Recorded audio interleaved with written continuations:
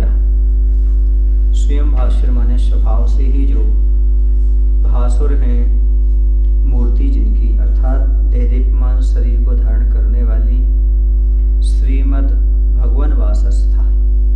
श्रीमद् यानी श्री माने होता लक्ष्मी विभूति, तो बड़ी विभूति को धारण करने वाली भवन वासस्था, भवनवासी देवों की भवनों में स्थित प्रतिमाह, जिन प्रतिमाएं बंदिता बंदना को प्राप्त होती हैं। नहा हम सब की, में माने हमारे लिए, नहा माने हम सब के लिए, ते माने तुम्हारे लिए। नहा हम सब की परमाम गति, उत्कृष्ट गति, परम गति विधि आनुसु यानी करें, अर्थात उनकी वंदना से हम सबको उत्कृष्ट गति की प्राप्ति हो। स्वभाव से जो देदीप्यमान हैं, अर्थात उनमें कोई चमक डाली नहीं गई, कोई उभारी नहीं गई, ऐसी क्योंकि अकृत्रिम चैतन्य है, अकृत्रिम जिनबिंब है। कहाँ पर? भवनवासी देवों के यहाँ। तो जो बड़ी विभूति को धारण करने वाले हैं, ऐसे भवनवासी देवों में के भवनों में स्थित जिन प्रतिमाएं बंदिता वंदना को प्राप्त होती हैं। इसलिए होती हैं हम सभी की उत्कृष्ट गति करें, अर्थात उनकी वंदना से हमको उत्कृष्ट गति प्राप्त हो। उत्कृष्ट गति कौन सी है? पंचम गति।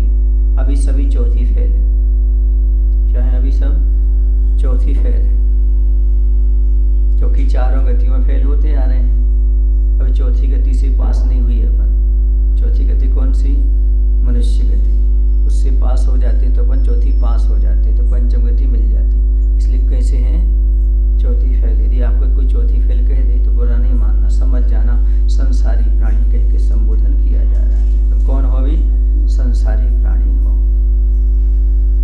तो यहाँ पर कह रहे बड़ी विभूति के धारक भवनवासी देवों के सुंदर सुंदर विमानों में विराजित अनादि निधन और स्वभाव से ही देदीप्यमान शरीर को धारण करने वाली देवों के द्वारा सदा पूजनीय वंदित जिन प्रतिमाओं की वंदना से क्या लाभ होता है?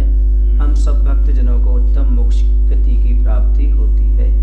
अर्थात जो वीतराग देव की स्तुति आराधना करता है वह जीव मुक्ति का पात्र बनता है। भक्ति से क्या मिलती है? मुक्ति मिलती है।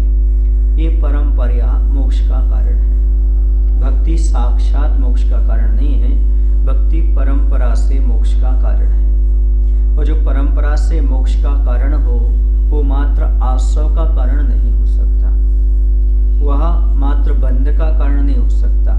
आश्रव बंध के साथ साथ संबर और नजरा का कारण भी हुआ करता है, तभी तो परंपरा से मोक्ष का कारण बनेगा। समझ में आ रहा है?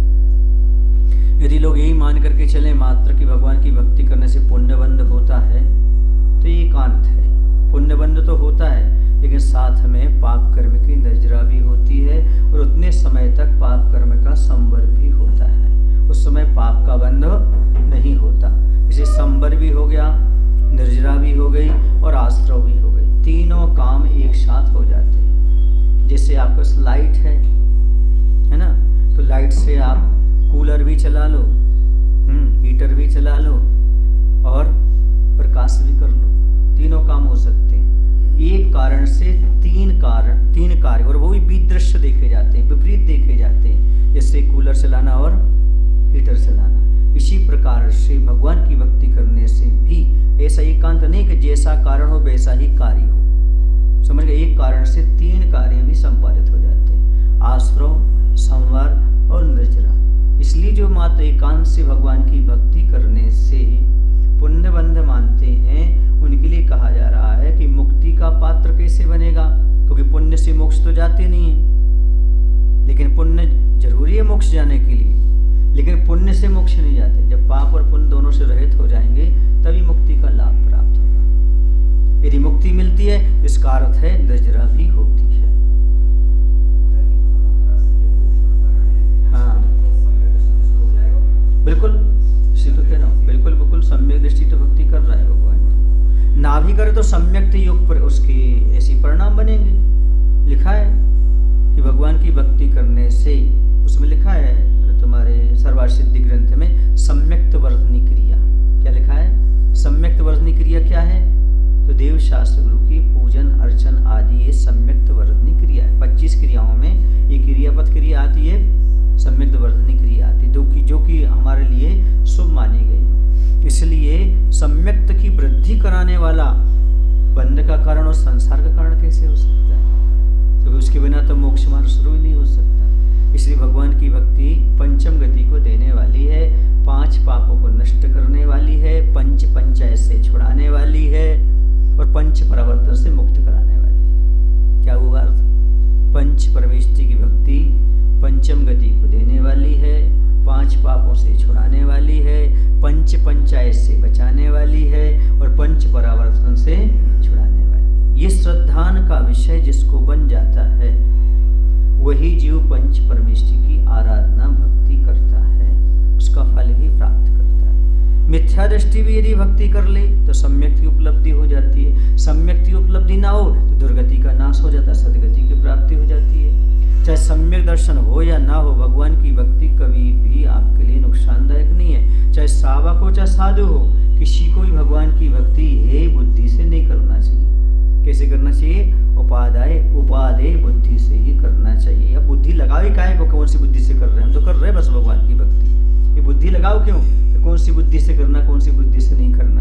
हमें तो कहा गया है करो सो करो, अब न हे बुद्धि से करो ना, तो हम तो कर रहे हैं बस। कौन सी बुद्धि है? भगवान जाने, उन्होंने हमें बुद्धि दी कि भक्ति करो, उन्हीं तो कहा है भगवान की भक्ति करो। ये बुद्धि दी है, तुम्हें शक्ति मिलेगी, शक्ति के साथ साथ वर्तमान में शक्ति मिलेगी, सुन रहे ना, मुक्ति मिलेगी, भुक्ति मिलेगी। भुक्ति जानते और नुक्ति जानते ना? हाँ, तो भगवान की भक्ति करने से शक्ति मिलती है, नुक्ति मिलती है, भुक्ति मिलती है और अंत में मुक्ति मिलती है। कितनी चीजें हो गई? शक्ति, नुक्ति, भुक्ति और मुक्ति, ये 4 चीजें मिलती हैं। और पहले बता दिया हमने, क्या बता दिया? पंच पापों से बच जाते हैं, पंच परावर्तन से छूटने का उपाय मिल जाता है, पंचायत से बच जाते हैं, ये सारे लाभ हमें हो जाते हैं। तो ये ऐसा क्यों ना करें? पर पंच से बच गए अपन संसार के, इससे बड़ी क्या चीज़ है? जो पंचायत में लगाए हो पंच परमेष्टि की भक्ति नहीं कर रहा है, जो पंच परमेष्टि की भक्ति कर रहे हो पंचायत से दूर है। हमें नहीं फंसना इसमें, क्यों? इसमें फंस गए तो फिर गड़बड़ हो गया। इसलिए हमें क्या करना? पंच परमेष्टि की आराधना करना है। ये आराधना है भुक्ति माने भोजन पानी, भोग की सामग्री, वाहन है, घर है, वस्त्र है, ये सारी भुक्ति में आ जाती है, समझे? हाँ, वो मेरे मन में भी आया था। हाँ, बड़ी विभूति के धारक भवनवासी देवों की, जो बड़ी बड़ी विभूति वाले हैं, इंद्र हैं विशेष, उनकी यहाँ भवनों में क्या पाए जाते हैं? सुंदर सुंदर उन विमानों में विराजित अनादि निधन। क्योंकि प्रत्येक जो होगा उनका विमान, उसका मुख्य तो होगा, और जो मुखिया होगा वो बड़ी बड़ी विभूति का धारी हो गया। वो तो भवनवासी के बाद विभूति नहीं होती, किसने कहा? भवनवासी व्यंतर जोशी भी विभूति वाले होते हैं। भवनालय 40, व्यंतर देवा होती 32, इनके पास भी इंद्र हैं, उनकी अपनी अपनी बड़ी बड़ी विभूतियाँ हैं। सहज थोड़ी हैं ये, हाँ, ये भी सहज नहीं मिल पाता।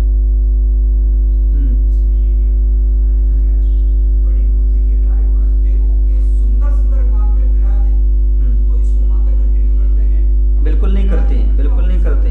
नहीं, ये लिखते फिर वो भवनवासी देवों के बड़ी विभूति के धारक सुंदर सुंदर विमान में विराजित, ऐसा आ सकता था, क्यों नहीं लिखा? क्योंकि बड़ी विभूति वाले होते हैं जो, कौन? देव, भवनवासी देव, उनकी विभूति होती है, अपना परिकर होता है, परिसर होता है उनका भी। हाँ, इसलिए देवों के सुंदर सुंदर विमानों में। अब देखो विराजित, अब विराजमान कौन है? अनादि निधन। अब यहाँ से शुरू हो रहा है ये विशेषता, अनादि निधन, स्वभाव से दीप्यमान, शरीर को धारण करने वाले, ये विशेषता हुई किनकी? ऊपर की विशेषता होगी देवताओं की, हाँ, और नीचे की व्यवस्था किनकी होगी? प्रतिमाओं की। प्रतिमाएं कैसी हैं? अनादि निधन है, स्वभाव से ही दीप्यमान शरीर को धारण करने वाली हैं। ऐसे देवों के द्वारा सदा पूज्य वंदित जिन प्रतिमाओं की वंदना से हम सब भक्त जनों को क्या प्राप्त हो? उत्तम मोक्ष की गति की प्राप्ति हो। समझ में आया ना? बाकी सारे देव उसमें आकर के दर्शन करते होंगे, क्या बात होगी? उनके परिसर में जितने सारे देव रहते हो, ऐसा थोड़ी कि जितने देव हैं उतनी जिन में नहीं, जितने भवन हैं उतने जिन में होंगे वहाँ पर। ये चैत्यालय होंगे उतने भवन होंगे, उसमें कितने सारे रह सकते हैं? उस भवन में बहुत सारे रह सकते हैं, उनका पूरा परिवार रह सकता है देवता। समझ में आया?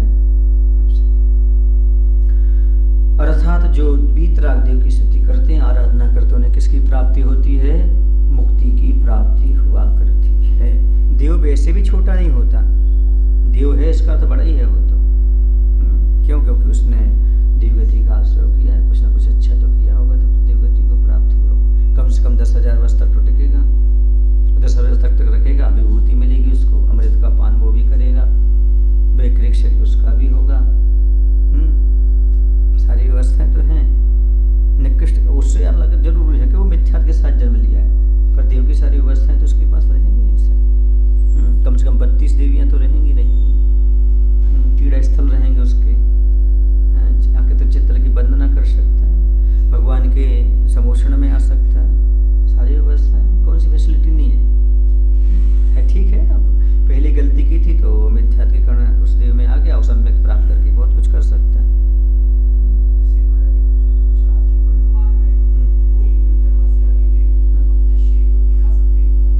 नहीं, दिखाते नहीं है वो, ऐसे परछाई से दिखती है उनकी। कैसे दिखती है? या फिर किसी के रूप में आ सकते हैं। नहीं, इस रूप में नहीं आते। नेत्र ज्योति पर अपना फर्क पड़ता है, क्योंकि उनकी इतनी तेज कांति रहती है। उनका कहना ही रहता है कि आपको हम स्पष्ट रूप नहीं दिखा सकते, ऐसा। तो किसी न किसी रूप में, अन्य रूप में आके अपना काम कर सकते हैं, ऐसा। और दूसरी चीज ये है कि जैसे अब कोई आपका प्रिय व्यक्ति है, उसके रूप में भी आकर के आपस बैठ सकते हैं, बातचीत कर सकते हैं। ये तो आपकी कुशलता कि आप समझ जाओ कि वो व्यक्ति आया कि ये व्यक्ति आया।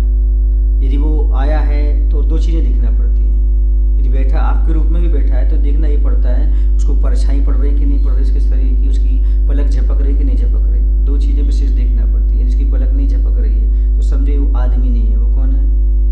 देवता है। उसके शरीर की परछाई नहीं पड़ रही तो समझ जाओ कौन है?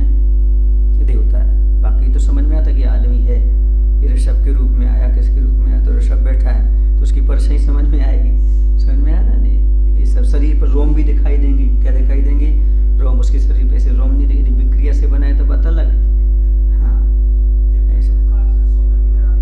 हाँ, नहीं, वो मूल रूप से कहाँ आते हैं? मूल शरीर को छोड़ करके आते हैं वो तो, विक्रिया से आते हैं वो भी। हाँ, ओरिजिनल कहाँ से आते हैं? हाँ, हाँ, हाँ, हाँ। तो उस समय की बात अलग है। अभी इतना पुण्य नहीं कि वो अपन को सामने आए दिखाएं। अभी उस समय की बात अलग है। उस समय तो दिखते हैं देव, आते हैं, जाते हैं, बातचीत करते हैं, संबोधन करते हैं, सब चीजें करते हैं। देवता आकर के अतिशय दर्शाते, सबको दिखते देवता आए हैं, फूल वृष्टि कर रहे हैं। तो उस समय की बात अलग है। ऐसा होता है, समझ गए? इस बार विशेष जो है ना विद्याधर आपको नहीं मिलेंगे, वैमानिक देव आपके लिए नहीं मिलेंगे। क्यों? क्योंकि ये विशेष पुण्यवान के साथ ही ऐसा होता है। जैसे रामचंद्र जी वगैरह तो उसमें विद्याधर ने उनका सहयोग दिया। आज विद्याधर तो हैं पर आपको मिल रहे क्या? दिख रहे क्या? अब कल्पवृक्ष हैं, कहाँ दिख रहे हैं आपको? यहाँ कल्पवृक्ष दिख रहे हैं आपको? कल्पवृक्ष फिर कल्पवृक्ष के नष्ट हो जाते हैं। नष्ट होने करते नहीं कि वो खत्म हो जाते, रहते हैं, आपके लिए दिखाई नहीं देंगे, आपको नहीं मिलेंगे वो।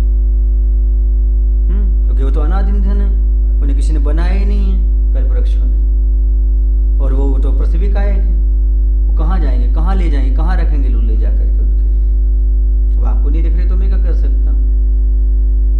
पर वो जाएंगे कहाँ? बोलो आप, किसके लिए? उनकी कोई आयु नहीं है। देखिए, जैसे सूर्य और चंद्रमा है, वो उस समय नहीं रहते क्या? पर उसका कोई उपयोग नहीं है, कोई देखता नहीं, ध्यान नहीं देता वो है कि नहीं है का। उनकी इतनी प्रकाश रहता है, इतना सब कुछ रहता है। हाँ, वो अकृत्रिम है ना, उसको कोई असर पड़ने वाला नहीं है। वो क्या असर पड़ेगा बताओ? तो क्या फिर से पृथ्वी का पैदा होते हैं क्या? जन्म लेते क्या होते बताओ हमें?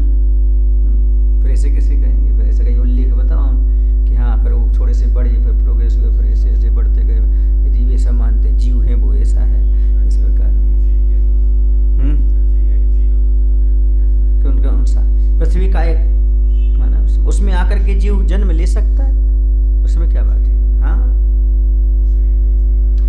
अरे भाई, जीवों की उत्पत्ति का कोई विशेष वो नहीं है। वहां आकर के उसने अपना शरीर को धारण बना लिया, कर लिया। अब देखो जो भगवान के समोषण जो प्रतिमाएं आती हैं, तो प्रतिमाएं समोषण तो मायामयी है, उन्हें एक सेकंड में बना के रख दिया, ठीक है। और जो उसमें प्रतिमाएं हैं कहाँ पर मानस्तंभ है, वो कौन सी हैं? मायामयी हैं, वो नष्ट हो जाती हैं कि रहती हैं? मैं ये पूछना चाहता, फिर वो गई कहाँ? बस बात खत्म हो गई, तो इसकी भी कोई व्यवस्था होगी ऐसी? आज इसका कहना ये है, आज इसने चिंतन से बताया कि सोधर वो ईशान स्वर्ग के बीच में बहुत जगह, वहां रख देते होंगे, वहां पर रख देते होंगे। यदि अपन उनको ये मानते हैं मायामयी है, तो पूजनी कैसी? फिर पूजनी कैसी फिर वो, और उसके माध्यम से आपको सम्यक की प्राप्ति कैसी? इसी कहीं ना कहीं तो व्यवस्था होगी। अब अपने माइंड में नहीं आ रहा है, उसमें ज्ञान है, हम एक राई का दाना पूरा नहीं देख पा रहे, ये सारा चीज कैसे दिखेगी? और जो चीजें सामने चीज रखी रहती है अपन को नहीं दिखती, अपन को नहीं मिलती, वहां से निकल जाओ तो मैं नहीं मिलेगी, दूसरा आएगा उसको मिल जाएगा, वो हार पड़ा हुआ है, पुस्तक ही नहीं मिलती है और सब तो ठीक है, दूसरे को मिल जाती है, ये सामने रखी हुई तो भी, अरे हमें तो मिली नहीं, हमने खूब ढूंढ सब कर लिया, तुम्हें कैसे मिल गई? ये सब हाँ, तो थोड़ा सा आपसे ज्यादा लगना है, पुण्य होगा तो ऐसे दिख जाता है कुछ ना कुछ। इसी से तो मालूम पड़ता है पुण्य भी कोई चीज है, कर्म भी कोई चीज है, कोई ना कोई चीजें हैं, मात्र ऐसा नहीं कि सब आपके ऊपर ही डिपेंड है। कुछ स्वतंत्र सत्ता है, कुछ स्वतंत्र सत्ता नहीं है।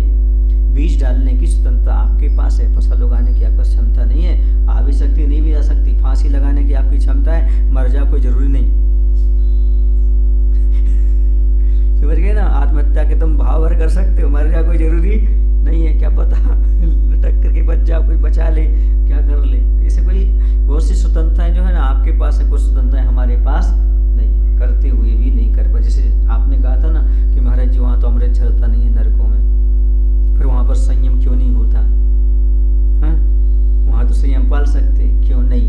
क्योंकि वहाँ पर अशुभतर परिणाम ही उत्पन्न होंगे, अशुभतर देह वेदना परिणाम विक्रिया सब अशुभतर ही होंगे, शुभ हो ही नहीं सकते परिणाम। और जब तक शुभ परिणाम नहीं होंगे तब तक सम्यक युक्त परिणाम हो जाएंगे, लेकिन ऐसे शुभ परिणाम नहीं होंगे कुछ संयम ले सके। हाँ, शुभलेश्वर बनेगी नहीं उसकी।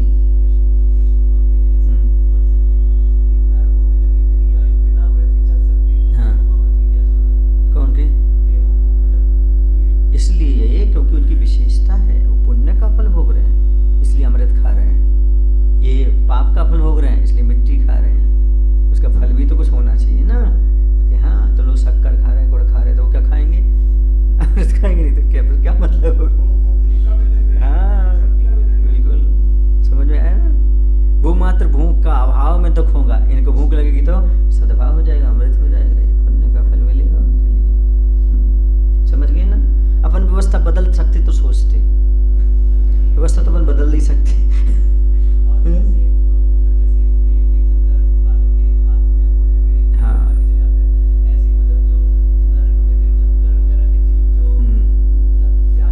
नहीं, कर्म का फल भोगना पड़ेगा, वो तो क्या करोगे? आदिनाथ भगवान है, भगवान आपको नमोस्तु, लेकिन अंतराय कर्म के तो 6 महीने तक बिल्कुल नहीं। कर्म भी तो रहते हैं अंतराय कर्म, जो तीर्थंकर प्रकृति वाले बैठे हैं, बचपन से देवता लोग क्या कर रहे हैं? अमृत पिला रहे हैं, अब आहार नहीं दे पा रहे। हमारा कर्म क्या है?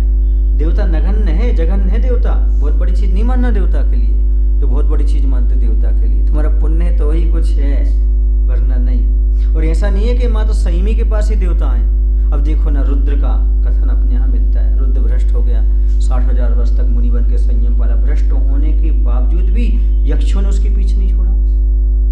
ये तो ये सारी परंपरा क्यों चलती है अभी तक, शिवलिंग वगैरह की सारी चीजें। हाँ, तो ये समझना, वो उस यक्ष ने तब तक उनका सहयोग दिया, कब तक? पूरा सहयोग दिया। समझ में आ रहा है ना? पुण्य का बैलेंस है, आगे चल करके उसको तीर्थंकर बनना है, क्या बात करते हो आप? ये पुण्य है, चल रहा है इसलिए देवता रक्षा कर रहा है, पुण्य का बैलेंस पूरा रखा हुआ है। हाँ, वो मिथ्या दृष्टि देखो तुम्हारा यमपाल चांडाल, उसने क्या कर दिया? रोज हिंसा करने वाले को सिंहासन बैठा दिया, ये कर दिया। तो पुण्य की बेकिंग से काम चलते हैं। कैसे चलते हैं? पुण्य की बेकिंग से चलते हैं। ये समझो इस बात के लिए। चलो आगे।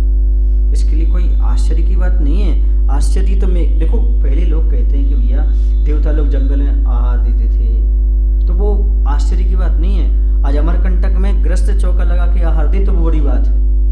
क्यों? क्योंकि गृहस्थ को सब बनाना पड़ता, खरीदना पड़ता। देवताओं क्या खरीदना, चुटकी बजाई और आ गया। वो कौन सी बड़ी हो गई आपकी? पुण्य का उदय था, उसने कर दिया तुम्हारी बस्ता। तो सावा कर रही पुण्य की नहीं है तुम्हारी बलहारी। असंयमी कर रहा है वो तो ठीक है, और प्रतिमाधारी कर रहा है तो गड़बड़ है। ये कौन सा अतिशय लेके बैठ जाते हैं? देवताओं ने दिया तो अतिशय हो गया, और मनुष्य ने दिया तो अतिशय नहीं हुआ। ठीक है? आहार के पात्र नहीं है ना, फिर भी वो देने आ रहा तो अतिशय मान रहा है। जो पात्र है वो दे रहे हैं, संयमी पल रहा तो अतिशय नहीं मान रहे। एक सूक्ष्म दृष्टि से सोचो क्या चीज है, समझ गए ना? हमने कहा था ना, बाइक जिन जो थे ना वो एक जगह गए होंगे, ग्वालियर में थे वो, तो उन्होंने देखा कि बहुत भीड़ साधु के पास। हमारे पास देखा उन्होंने 200-500 लोग। फिर बाद में वो कहते हैं महाराज जी हमें अब समझ में आया, वो क्या कहते हैं, प्रभावना किससे कहते हैं? भीड़ इकट्ठी होना प्रभावना नहीं है। एक यदि सम्यक दृष्टि प्रभावित हो जाए उसका नाम प्रभावना है। ये बहुत बड़ी चीज है, सम्यक दृष्टि प्रभावित हो गए। बाकी तो बहुत सारे हो गए तो उससे कोई बड़ी बात नहीं है ऐसा करना। एक बात को समझ रहे ना, उनका कहना क्या था? वो स्वाध्यायशील हैं, बहुत अच्छे से शब्द बोला। चलो आगे चलते हैं। यावन्ति सन्ति लोकेस्मिन् न कृतानि कृतानि च तानि सर्वाणि चैत्यानि वन्दे भूयांसि भूतये। अस्मिन् लोके, कौन सी लोक में? इस मध्य लोक में या त्रियक लोक में। यावन्ति जितनी, अकृतानि अकृतिम, छे और कृतिम, चैत्यानि प्रतिमाएं, संति हैं विद्यमान हैं, तानि सर्वाणि उन सभी को, भूयांसि भूतये कैसे करके, अंतरंग और बहिरंग महाभूति के लिए वंदे नमस्कार करता हूँ। बाहर की विभूति भी और अंदर की विभूति। बाहर की विभूति समोषण और अंदर की विभूति अनंत चतुष्ट है। समझ गए ना? अनंत पद मांग लिया सीधा। क्या मांग लिया? हाँ, उसके लिए क्या करते हैं? हम नमस्कार करते हैं। मध्यलोक में 458 अकृत्रिम चैत्यालय के जिनबिंब अकृत्रिम चैत्यालयों में जितने भी जिनबिंब हैं, कम से कम एक चैत्यालय में 108 जिनबिंब होते हैं। तो उन समस्त जिनबिंबों, जिन प्रतिमाओं को मैं अनंत चतुष्ट रूप अंतरंग और समोषण आदि बहिरंग परम विभूति की प्राप्ति के लिए नमस्कार करता हूँ। सीधा सीधा एक बार नमोस्तु करो, इतना मांग लिया सीधा। और कहा जब तुम सादानी मिला तो मांगने में फिर रखूं क्यों कसर। सौभाग्य से जब आप सादानी मिला फिर मांगने में रखूं क्यों कसर। मांगो तो अच्छी मांगो। अब प्रार्थना है आप ही जैसा बनाने के लिए, भेंट में कुछ भी नहीं लहाया पगला चढ़ाने के लिए। और क्या पगला के बिना भक्ति होती कैसे? पागलपन के बिना भक्ति होगी कैसे? कुछ भी नहीं कहते भी जरा हम कुछ लाए नहीं चढ़ाने के लिए, फिर भी सौभाग्य से आप सा जब चांदी मिला फिर मांगने में रखो कि बस मांगो ना, अच्छे से मांगो, क्या बात होती। कहते हैं जब तुम चांद का इरादा रखोगे तब तो तुम्हारे लिए तारे मिलेंगे। समझ गए ना? अनंत चतुष्टय की बात करोगे तभी तो रत्नत्रय मिलेगा, और रत्नत्रय मिलेगा तो आगे चल के आपको अनंत चतुष्टय भी प्राप्त होगा। सीधा मांगो। मैं तो आते से बस जब गया था ना, सीधा दीक्षा मांगी थी, व्रत तो मांगा ही नहीं था। मैं तो हमें तो दीक्षा दो, क्या दो? दीक्षा दो। तब तो वो 7 साल का व्रत मिला था। थोड़ी सी चीज मांगो तो फिर ऐसे हो जाता। अच्छे से मांगो, बड़ी चीज मांगो थोड़ी तो मिल ही जाएगी। इसलिए यहाँ पर अंतरंग बहिरंग दोनों प्रकार की क्या मांग ली? विभूति मांग ली। समझ गए ना? जब तक रहें तब तक रत्नत्रय की अंतरंग विभूति रहे और सब कुछ मिलता रहे, सुख रहे, समृद्धि रहे, साधना कर सके। ये तो चूंकि अंतरंग बहिरंग समोषण की अपेक्षा ले ली, अंतरंग की विभूति हमारे पास रत्नत्रय रहे, बाहर की विभूति समाज सुख शांति से रहे, उसका भी कल्याण होता रहे। ये बात भी आज के वर्तमान में हो सकती है। ये भी तो ले सकते हैं अंतरंग बहिरंग विभूति। जहाँ हम जाए वहाँ पर समाज भी खुश रहे, अच्छे आनंद से रहे, उनका भी धर्म ध्यान चले और हमारा भी रत्नत्रय निर्दोष चले। ये भी तो अंतरंग और बाहर ही है दोनों चीज़ों की, क्योंकि प्रभाव न होती तो ये तो विभूति है जैन धर्म की। वर्तमान में ऐसा भी कर सकते और आगे वो तो है ही, चौका भी लगाते, छक्का भी लगाते, है ना? नहीं लगाते कि जब अच्छे उसको भी बोलते अच्छा मैच खेले। तो ऐसी अच्छी चीज़ चीज़ें अभी उपलब्ध होंगी, और बड़ी मांगोगे तब तो छोटी छोटी से अपन प्रयास कर पाएंगे। और तुमने कहा इतने कर दो तो ठीक नहीं, इसलिए भगवान से अच्छा मांगो, जो अच्छा देने वाले हैं। ऊंची दुकान है तो ऊंची चीज़ मांगो, ऐसे नहीं कि कहीं दिखने में ऊंची दुकान और फीके पकवान, वो तो दुकान जैसी वैसे पकवान। इसलिए कई भगवान से कुछ चीज़ ज़्यादा नहीं मांगना चाहिए, समझ गए ना? ज़्यादा कुछ नहीं मांगना चाहिए, बस 2 चीज़ें मांगना चाहिए, अंतरंग बहिरंग विभूति प्राप्त हो, बस ज़्यादा। एक दिन हमने कहा था ना, नहीं पता आप लोगों को, एक महिला ने, उसकी आंखें नहीं थी। हाँ क्या? हाँ बिल्कुल, 3 चीज़ें, कुछ नहीं चाहिए ज़्यादा। क्या? हम अपने पोते के सोने के बर्तन में खाते हुए देखें, आंखें भी आ गई, बच्चे भी हो गए, नाती पोता भी हो गए, और सब कुछ मिल गया। ऐसा तो ऐसे मांग, समझदार है, समझ गए? समझदारी से काम लो। जब मांगने मिले ये तो क्यों अपन चूके भैया? यूं अनादिकाल से कर्मों का सताया हूँ, इसीलिए प्रभु आपके द्वार में आ जाया हूँ। वो न भक्ति न गुणगान का भरोसा है, दया निधान श्री भगवान का भरोसा है। समझ गए ना? आया हूँ आप जैसा बनाने के लिए, भेंट में कुछ भी नहीं। बचपन में पढ़ते थे, हाँ, मतलब 98-99 तक पढ़ी, याद आ गई है ना? अच्छी कव्वाली तर्जुमे है, खूब अच्छे से पढ़ते थे हम लोग। हाँ बहुत अच्छे पढ़ते थे, खूब रुक रुक करके अच्छे आनंद लेते लेते चलते थे। अब तो समय हो गया, ठीक है ना?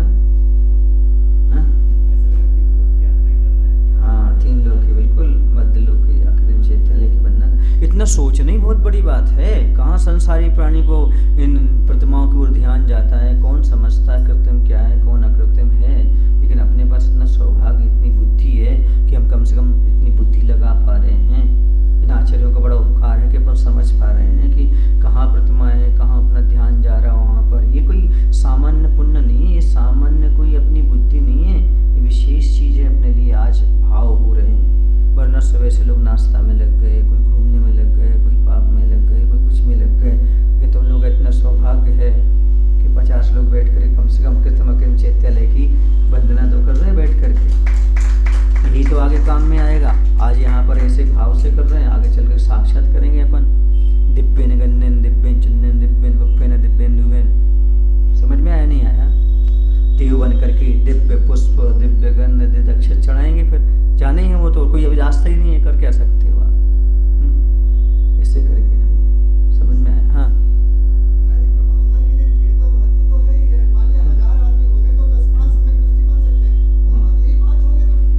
मात्र भीड़ अलग चीज है, समझ में आया ना? प्रभावना का अर्थ है नहीं कि बहुत सारे लोग आना, प्रभावना का अर्थ है अंदर से भावित होना। क्या होना? वो जिन धर्म के महत्व को समझ सकें, अपने महत्व न दिखाने आ जाएं कि हम इतने सारे आए, हमारी फोटो खींची, हम इतने थे। वो जिन धर्म के महत्व को समझे, वो प्रभावना है। क्या? जिन धर्म के महत्व को समझें और 4 लोगों को समझा सकें, यह है प्रभावना। ऐसा नहीं कि मात्र बहुत सारे लोग आ गए तो प्रभावना हो गई, ऐसा मान के नहीं चलो आप। क्यों? क्योंकि बहुत सारे लोगों का नाम प्रभावना नहीं है। यदि सुनिए 100 लोग आते हैं, 100 में से 10 बदल जाते हैं, ये प्रभावना है कि 1000 में से 5 बदलते, ये प्रभावना है। नहीं, जरूरी थोड़ी के बदलेंगे, जरूरी थोड़ी बदल जाएंगे। ये आप समीकरण मत लगाइए, ऐसा औसत मत लगाइए। नहीं ऐसा, ये औसत नहीं निकाल रहे हैं हम, इंजीनियर नहीं पढ़ा रहे हैं, औसत नहीं निकाल रहे हैं, बता रहा हूँ उसके लिए। प्रायः करके भीड़ भीड़ों की होती है, भक्तों की नहीं होती। उसे भक्त तो गिने चुने ही होते, बहुत कम लोग होते हैं। हाँ ये बात अलग, उनको रास्ता मिल जाए, हो जाए, कोई बाधा नहीं। समय समय पर भीड़ भी जरूरी है, ऐसी कोई बात नहीं है। लेकिन है कौन सी? नहीं ऐसी नहीं कह सकते, बहिरंग विभूति ऐसी है। यदि उसके चक्कर में पड़ गए तो फिर काय की विभूति है। चक्कर में नहीं पड़े फिर आ रहे हैं तो कोई बात नहीं है ना। भगवान समोषण को स्पर्श नहीं करते, इसलिए उनकी वो विभूति है, हमें नहीं है। और स्पर्श करते तो विभूति का आएगी फिर। 4 अंगुल ऊपर आचार्य बताते हम लोगों को। अब तुमने छेड़ा है तो बोल देता हूँ। आचार्य कहते हैं जैसे समोषण रूपी विभूति भगवान के चरणों में आती है, लेकिन वो 4 अंगुल ऊपर रहते हैं, स्पर्श नहीं करते, वैसे आपके चरणों में कितनी भी धन दौलत लौट करके आ जाए, 4 हाथ दूर रहना उससे। कितने हाथ दूर रहना? कम से कम 4 हाथ, क्योंकि भगवान 4 अंगुल दूर रहते हैं, वो बड़े आदमी हैं, तो वही छोटे हो, तो मैं कितने दूर रहना है इनसे? 4 हाथ, तभी बच पाओगे। 4 अंगुल दूर नहीं, कितने दूर?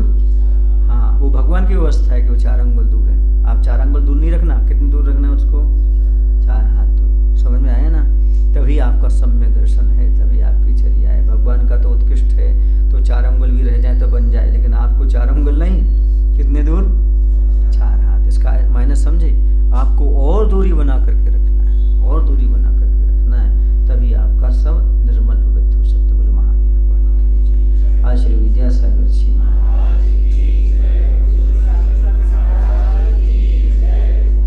बोधि समाधि परिणाम शुद्धि स्वात्मोपलब्धि शिव शौक सिद्धि चिंतामणिम चिंतित वस्तु दाने